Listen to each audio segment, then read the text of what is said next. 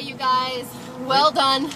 Last session is about technique, not speed. You've done awesome today. You want to keep it that way. Just extra clean lines. I gotta work on that. Well, no, that's it. That's all you need to work. You're doing it, but just focus on that, not speed. Cool. This isn't the time to say, "Oh, screw it, I'm going for it." Thanks, guys. See ya. Have fun out there. Thank you. Thank you.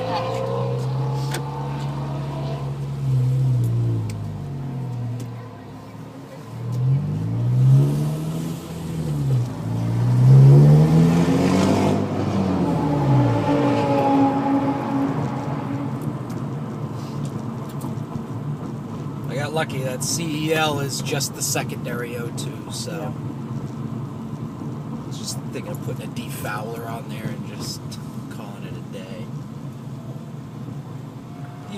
The emission shop, that's true. You gotta get it inspected once in a while, I guess. But I already got the R because of it. What's the R? The rejected.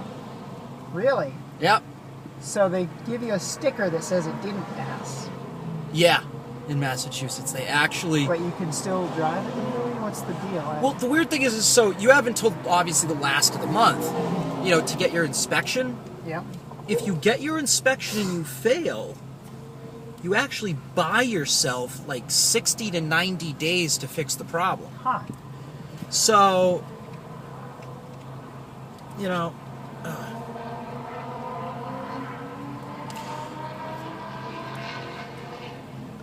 Is that what it was rejected for?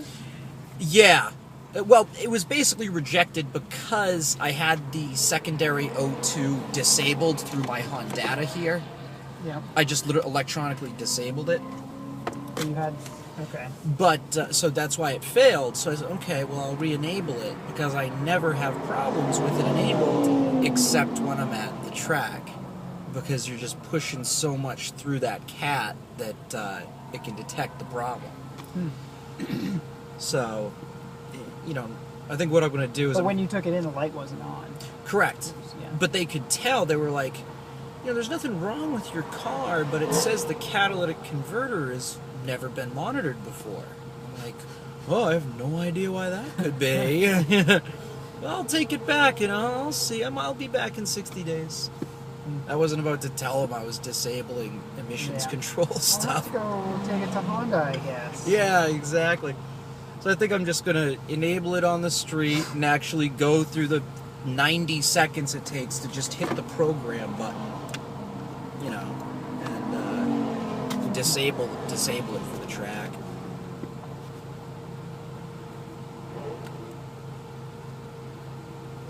Well, rumor has it that up our way, there next year, until and through this year, you've been able to, if you went to the right place, they didn't have to actually, not everybody plugged your car in and ran the OBD2. So yeah. I have a turbocharged Miata. It runs on an aftermarket ECU. It won't pass. Plug it in. It won't. You plug it in, it would just say it was dead. It doesn't even read. Right. You wouldn't get any readings. So, I've found a couple of places where I've been able to take it where they're like, it's safe. Right. It's not a big deal. You check engine lights not on. Okay, we'll check all the boxes and say it was okay. But next year, supposedly, every inspection station is going to have some kind of system that I believe actually calls in your data to the state, so keeps it on the file. Sucks. So you can't get away with it anymore. I don't know if it's surely happening or quite how it'll work, or if there's ways around it. Or... Yeah, I had a guy in Lowell that I think I'm going to go to. Kind of did the same thing. I gutted the exhaust on my old Saab and did the same thing. And you'd go there, you give him an extra $20, and he would pass anything. It was definitely a sketchy garage. But you give him a little something and he'll pass anything. And of course in Lowell, all the kids are driving, gutted cats. And yeah, you just have them do a little bit of work in addition to that, so it's not just getting $50 or whatever. Yeah. For me, for a little while, that was the Midas in town, because I do most of my work myself, but every once in a while I bring a job to them and have them do it. Right.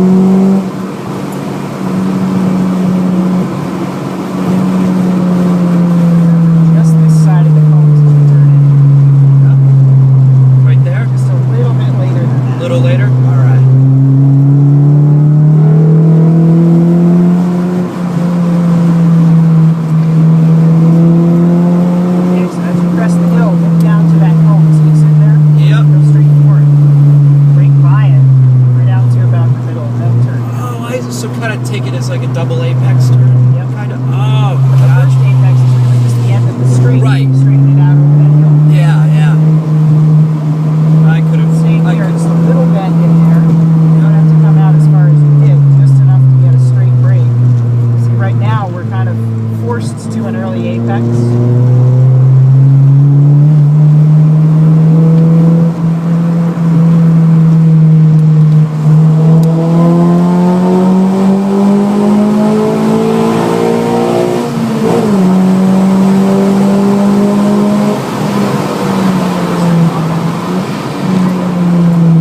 That felt much better.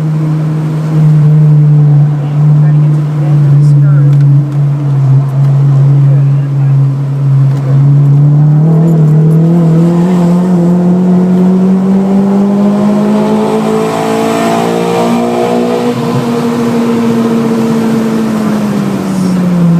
There we go.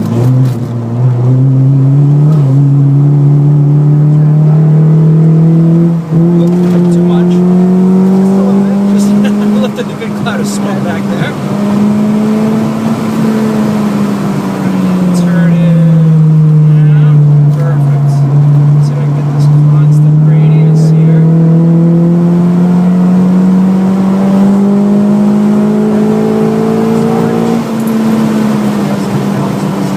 I got it. There we go. So kind of come out here, then tuck it back in. There we go. That felt good. Try not to fight it any more than you have.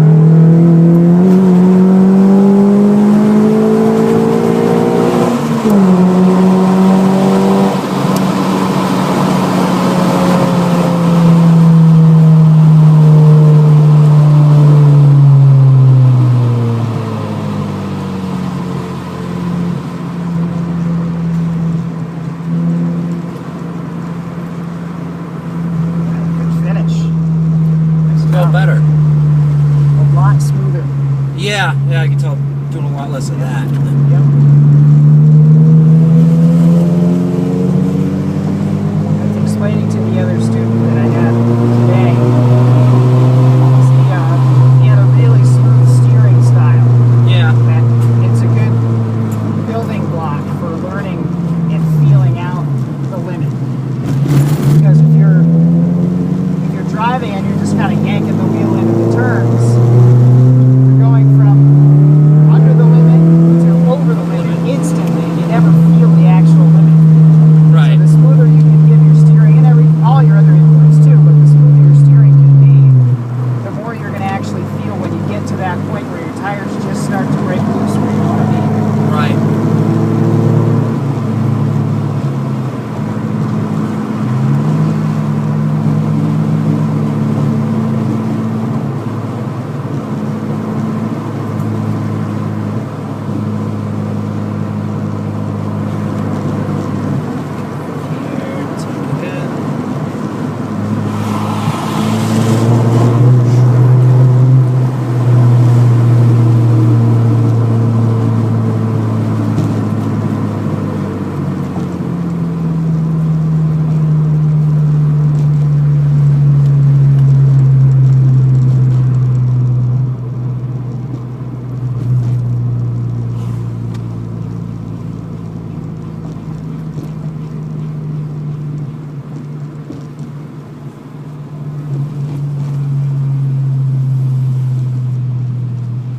Too bad we all got bunched up at the end there. It was kind of hard to focus on your line because everybody was going. It was like, and everybody's doing a different line. Yeah, I was worried about. I mean, there was one point at the end where everybody slammed on their brakes for a second. I was like, oh shit. I'm pretty sure that's when a couple of people went by that Aston Martin. Yeah. And everybody else got stuck behind them, but I think wanted to go by, and I think a couple people had a pretty good run and expected a point by and didn't get one. And they're like, oh shit, I can't pass here.